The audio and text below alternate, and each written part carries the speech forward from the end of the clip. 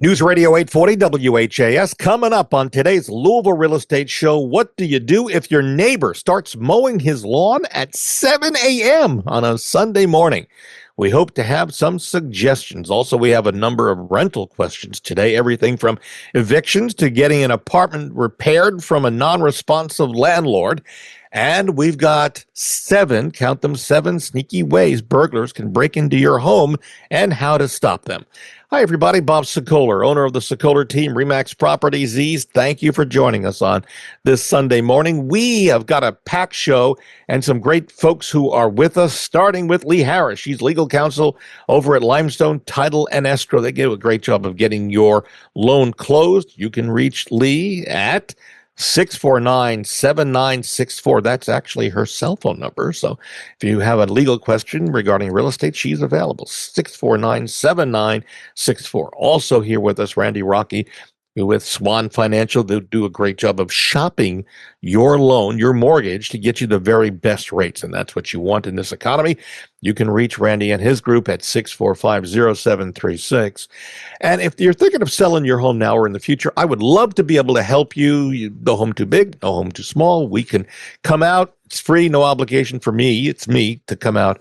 And we talk about how to get your home on the market, what needs to be done or not done, and how to get it sold and what price it should be set at. You can reach me at my cell phone at 376-5483 or go to bobsellslouisville.com and click on the submit button when you fill it out. And then also go to WeSellLouisville.com to get a free analysis of what your home is worth via a computer. That's WeSellLouisville.com. Click on the top of the page. All right, here we go. So we got a bunch of questions here for you. Let us start with Amanda, who just moved into a new home at the end of June and immediately realized she had a problem. In this email, she says, Lee Harris at Limestone, she says, early Sunday morning last week, her neighbor started mowing the lawn at 7 a.m. Now, both Amanda, her husband Tom, and the kids were sleeping. And in this email, she says the lawnmower woke everybody up. She wants to be a good neighbor, but at the same time needs her sleep because she works 12 hours a day as a nurse. And legally, she's wondering, Lee, what can she do? Let's start with that. Well, neighbor disputes like this are always difficult. So the first thing to do is to be a neighborly neighbor. Go over there, maybe take some brownies or some cookies, introduce yourself to your neighbor and say, hey, explain that situation. I'm a nurse. I work 12 hours a day. I got kids, I know it's cooler in the morning, but maybe we could come up with a legitimate time that we both can agree upon for mowing the lawn. If that doesn't work, there's not a lot you can do because it would have to rise to the level of noise pollution in order for it to be actionable. And, I don't know where she would take this matter except for maybe to the HOA, if there is one. And, I guess ultimately to the courts, but I don't know what the courts would say about that. That's a pretty low level complaint that they probably wouldn't want to deal with. Could she write an anonymous letter to her neighbor and maybe drop it off in a mailbox? Sure. And just say, hey, this is one of your neighbors and I just need, so she doesn't have to face the neighbor. Yeah, that's a good idea. That might be, yeah.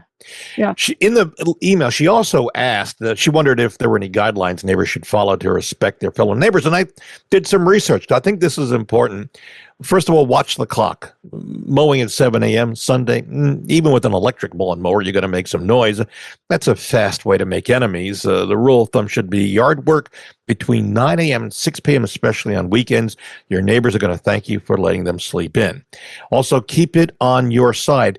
Grass clippings, leaves, debris. Don't disrespect property lines.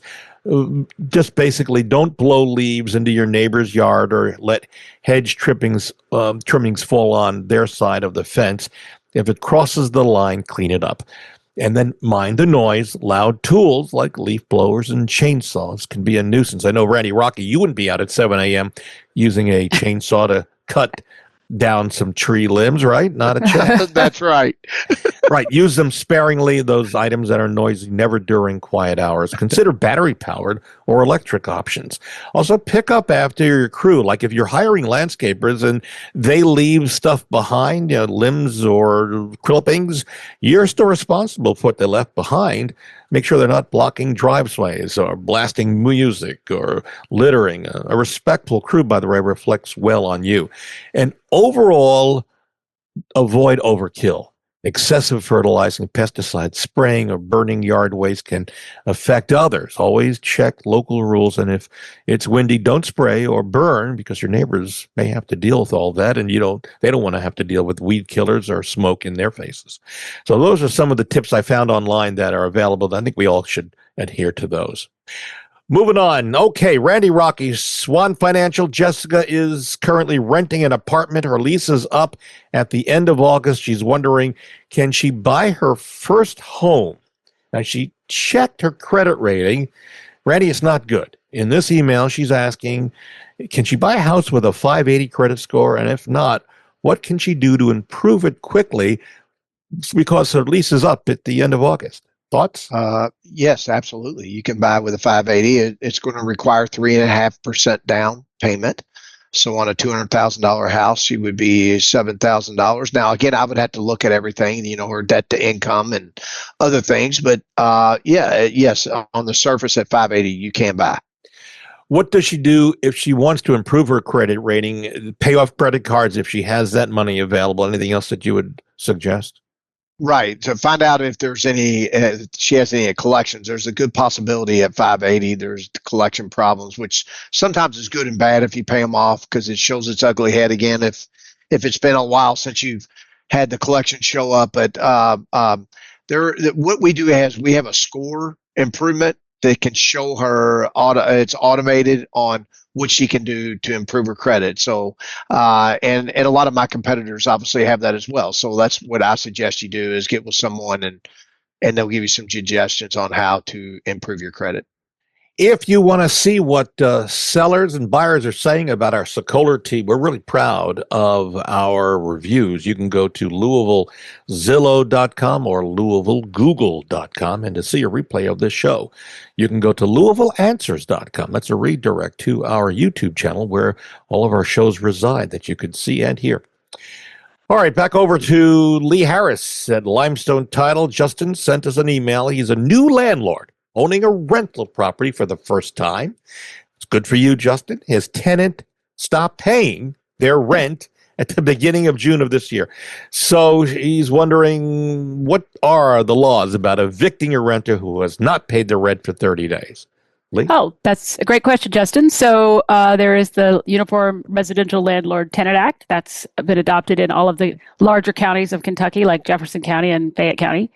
And if your tenant does not pay, then you have to give them what's called a 7-day letter.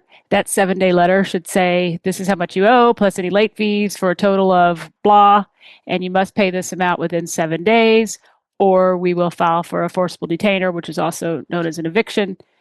If they pay within that 7 days, you must take that.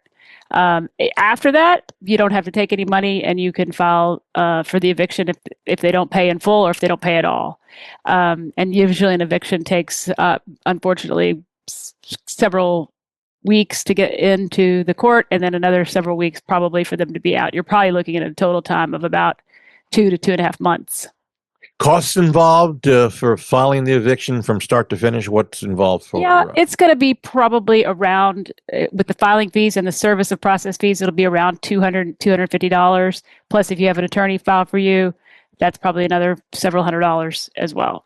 Can you do it yourself? Can you file the eviction notice yourself? If you own the property in your own name as an individual, you can file your own eviction. If the property is in any kind of corporate structure like an LLC, then you have to have legal counsel to represent you. All right, Randy Rocky, Swan Financial. We received a rental question from Kayla, and I thought this is a good time, considering the last question, to bring it up. Kayla wants to know how much money she needs to purchase a rental home. Friends are telling her, good investment. Yep, it is. It can be. And she can make money. Okay, good. Kayla says she is 25 years old and wondering if she can actually afford to buy a rental home. So what are the basic dollars involved? Because you're not dealing with a 3 or 5% down payment anymore, correct? Right. On an investment property, you're at 20% down payment. But maybe there's a way to get some of that down payment money off her current primary residence if she has enough equity in it, where she could do a home equity line of credit on the backside and use that money for her down payment on her investment property. But it is 20%. So, example, on a $200,000 home, she would have to bring 40,000 to the table on an investment property. So that's the basics, what you need to know. And a lot of investors, it's basically leveraging their money to be able to buy and then have a rental home which produces rental income. And you're looking for a positive influx of money. You want to make sure you're covering not only your cost of your mortgage, but also putting some money aside for repairs, taxes, and things like that. Anything else you would That's add, right. Lee or Lee, to those items? Yeah, No? typically speaking, the repairs is the biggest question mark, because you know what your taxes are going to be, you know what your insurance is going to be. Those are set costs, but there's usually turnover at some point, and there's usually repairs at some point. So any new landlord, I would suggest to have a little nest egg, because you never know when those are going to come up, and they can be costly. Yeah, I mentioned a couple of months ago, my wife LaDonna has a rental property in Florida, and she had to replace her hot water heater, but she had prepared for that because she knew this condo group required every 10 years to replace the water heater. So she put money aside. So if you can prepare for the expected expenses, that's a great thing. And if you have the unexpected ones, those are the ones that are scary and can really hurt your budget and the profit side of owning a rental home. We move on. Zachary has been renting an apartment for the past 4 years. Lee Harris over at Limestone. And over the past year, there's been a leak in the apartment above Zachary's. And he's wondering what can he do to get action if his landlord is not fixing the leak. He says in this email that he has made multiple requests for the landlord to fix the leak in the apartment above, but with no results. Your thoughts, Lee? Very interesting question, because I guess he's going to have to work with the tenant above, because if you've given your landlord written notice and it's been more than 30 days and they have not fixed an issue, you can actually pay to have it fixed, and you can deduct that amount from your rent. You have to go ahead and give them the written notice in 30 days, but then you can show an invoice and say, I had to pay for this because you didn't pay for it. And that's under the Landlord Tenant Act again. But however, if this leak is in someone else's apartment, they're probably going to have to work together, because he's going to have to get someone into the other person's apartment to fix the leak that's going into his apartment. So that does complicate matters in that regard. All right. We're going to take a break. When we come back, among the things, 7 sneaky ways burglars can break into your house and how to stop them. With us and continuing, Randy Rocky with Swan Financial. You can reach Randy to get your home loan, and he'll shop it to make sure you get the best rate. You can reach Randy at 645-0736. Also, Lee Harris, Legal Counsel, Limestone Title and Escrow. And you can reach Lee, who does closings and wills and a variety of other things over at Limestone, 649-7964. And if you're thinking of selling your home now or in the future, I'd love to help you. No home too big, no home too small. It's me. I come out. It's free, no obligation. We talk about what the process is, and I work both in Louisville, surrounding counties, and in southern Indiana. And you can reach me at 376-5483, or go to bobsellslouisville.com and fill out the form, click submit. And then for a free analysis of what your home is worth, go to WeSellLouisville.com and click on the top of the page to fill out the form and get a computer estimate almost immediately. We're back in a moment on News Radio 840 WHAS. News Radio 840 WHAS. Thank you, Barbara Corcoran, for all that you do, being a mentor and a friend. And she, of course, is one of the stars of Shark Tank. And you can see her on Channel 11, or you can also go to CNBC and see the reruns with Barbara. Thank you, Barbara, for being a friend. We continue with Lee Harris, who is legal counsel, Limestone Title and Escrow. You can reach Lee to get your loan closed, and her team there, 649-7964. That's her cell phone number, and she's available if you have a problem legally with real estate. She can help. Also staying with us, Randy Rocky, Swan Financial. You can get your loan shop to get you the very best rate, which is something that just Swan does a great job. I know from personal experience. They did a great job for me, getting me a great rate on the home my wife LaDonna and I bought last year. You can reach Randy at 645-0736. And if you're thinking of selling your home now or in the future, I'd love to help you. It's no home too big, no home too small. I work in Louisville, Southern Indiana, surrounding counties. You can reach me for a free, no obligation estimate talking. It's me. I come out. 376-5483. That's 376 Live, or go to bobsellslouisville.com. Fill out the form, hit submit, and for a free, no obligation analysis of what your home is worth via computer, go to WeSellLouisville.com. Click on the top of the page. All right, so it's summertime. Many of us are going away for vacation and also just even living in the house. There are ways that the burglars can break into your house. So we've got some ways to stop them. They walk right through an unlocked door and windows. You might not know this, but there are people who leave their doors and windows unlocked. I know that sounds crazy to a lot of us, but it's true, and burglars know that too. So just make sure they're locked before you go to bed, and if you got an alarm, use it. I want you to know, a lot of people have alarms. They don't use them. You ask ADT, they'll tell you they know when the alarm's set and when it's not. They use fake disguises. Yeah, from posing as delivery drivers to utility workers, burglars often pretend to be someone with a reason to be there just to scope out the house or even enter it. So protect yourself. Never let unknown workers in without verifying credentials. Also install a video doorbell so you can monitor who's at the door when you're away. It works really well. And this I have to be concerned about, like everybody else. A burglar can exploit doggy doors and pet entries. So some small openings for pets are often overlooked, but they can provide an easy entry point for slender burglars or a way to reach and unlock nearby doors. Good thing is for me, I've got two big German Shepherds. No one, I would think, is going to play that game because they're pretty attentive. Also, a burglar can kick in a weak door. You know, we talked about this years ago. I don't know if you realize this, but the hinges that are in the doors and the bolts, some of them are put in these flimsy screws. You may want to consult either a handyman or yourself. Back out the screws that are there and put some big ones in that have a lot of strength to them to secure your door a little bit more. Also, they'll tamper with garage doors. We've talked about that. They can pop in and easily with a simple wire, and then once inside, they can hopefully get into their house, at least from their standpoint. They enter through the basement. If you've got a window or a door, they can come in through that way. And watch social media. Do not post that you're on vacation while you're on vacation. All right, we go back to some of our questions, and they come in. You can email me anytime if you've got a question, and certainly we'll try to get it answered for you. Jonathan inherited his parents' home after they passed away last year, and there's a mortgage of about $300,000 left on the home. And in this email, Randy Rocky at Swan Financial, Jonathan wants to know, how does he assume the mortgage? And Lee, if you know this, you may want to jump in as well. Can the mortgage company cancel his mortgage? So there's a couple of questions here. How does Jonathan assume his parents' mortgage if there's $300,000 left on the mortgage? Randy, let's start with you.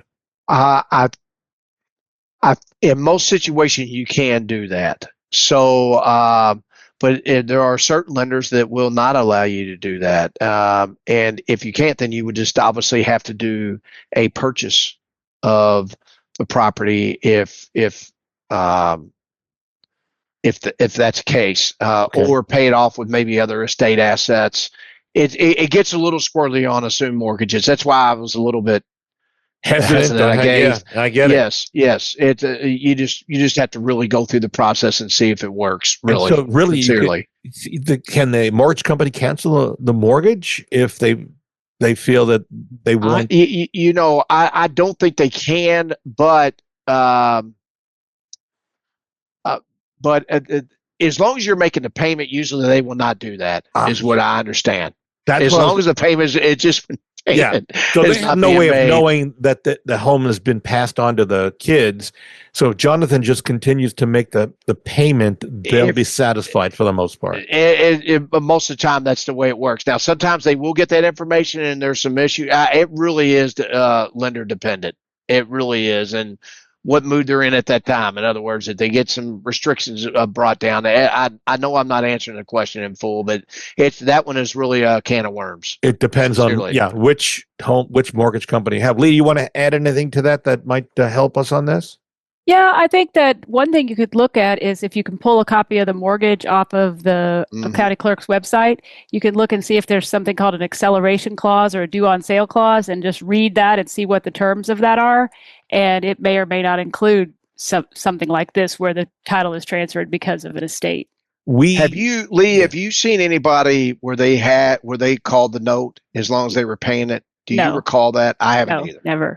Yes, yes. So I would tell you, Jonathan, you may want to bring in an attorney like Lee to help you navigate this, and we'll be giving out Lee's number a little later on. This could be some help for you or anybody else who is faced with this. This is a tough road that don't want to navigate this alone. If you want to see a replay and see and hear a replay of our radio show, because we do have a lot of information, you can go to LouisvilleAnswers.com. That's LouisvilleAnswers.com.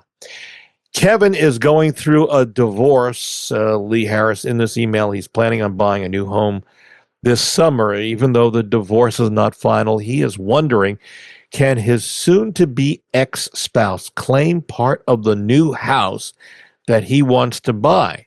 What can he do to make sure that she doesn't have access to the house he's planning to buy? What are your thoughts on that? Well, anytime you're married, Kentucky has something called dower and courtesy laws. So if you're still married and you want to buy a house yourself and you want to be the only one on title, there are certain lenders who will allow that. A lot of lenders will make the non-borrowing spouse sign as well. But if you can shop around and find one of those lenders who will not require her to be on the loan, and then in their divorce decree, they will have an agreement that any property that he buys and any properties that she buys are going to belong to them. And Okay. then when the divorce happens, the dower and courtesy laws end. You may want to, good advice for Kevin to talk to his attorney, his divorce Yes, attorney, talk to your divorce attorney. Yeah, before he yes, makes because any purchase. it can get complicated when you buy a property and you are still married. Yeah. Can he put a deposit down and maybe write a contract without actually closing? Is he safe with doing that?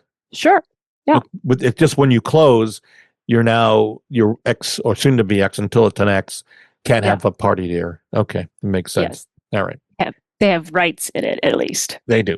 All right. We move on to Randy Rocky. Robbie is in the military. And by the way, thank you for your service. And he asks us in this question via email. He says, I'm in the process of buying my first home with a VA loan. He says, I hear that service members and veterans do not have to pay many of the closing costs associated with a typical closing. He says, how do I know what I should pay and what I should not pay? What can you give him a kind of a summary for what a vet does? Yeah. I don't think there's a lot of difference in actual closing cost. What they do have a difference in is rate, and you can put zero money down. So it is a phenomenal loan. It's the best loan that I have as far as rate and zero money down as well. So that's you don't have any PMI on no private mortgage insurance off the back as well. And if you're more than 10% disabled, you don't have an upfront mortgage fee either. And I know I'm going in the weeds there, but so but as far as closing costs, there's really not a lot of difference between those and a conventional and an FHA loan. It's just really rate and private mortgage insurance. If you bring less than 20% down is where it comes to play. What about the appraisal? Is there a difference in the appraisal standards? Because it's like an FHA loan in some regards that the appraiser is going to come with. It is a little different. I think that it was a thing in the past mostly. There is a little bit of difference between a conventional and compared to an FHA and a VA. They can be a little bit pickier, but anymore today they all run about the same. Okay, is there anybody concerned about a VA loan? I know some people are concerned about FHA loans. Oh yeah, absolutely. And a lot of times my agents are concerned when they put an offer against a conventional loan on a VA. And I just don't think, I think that was a thing in the past that, you had to have stairs or rails on the stairs. Well, you do on some conventional as well. So it's not as different as it used to be, but it used to be a problem. Yes, FHA was much more stringent on appraisals, what they would accept without doing repairs, and VA over conventional, but that's kind of, that gap is closed. Got it. Want to see and hear what sellers are saying about our Sokoler team? I do some interviews at closings and have been doing them for years. Go to LouisvilleSellersTalk.com. That's LouisvilleSellersTalk.com. Lee Harris, final question.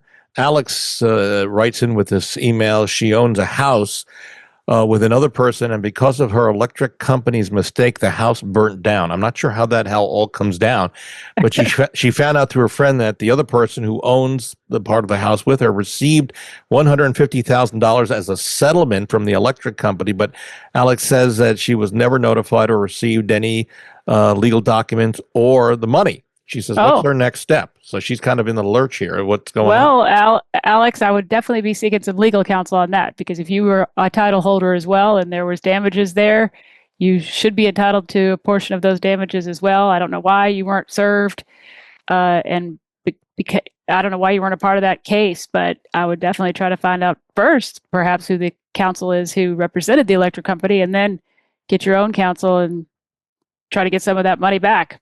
That sounds like an error. It does. Yeah. Okay. Well, hopefully that helps.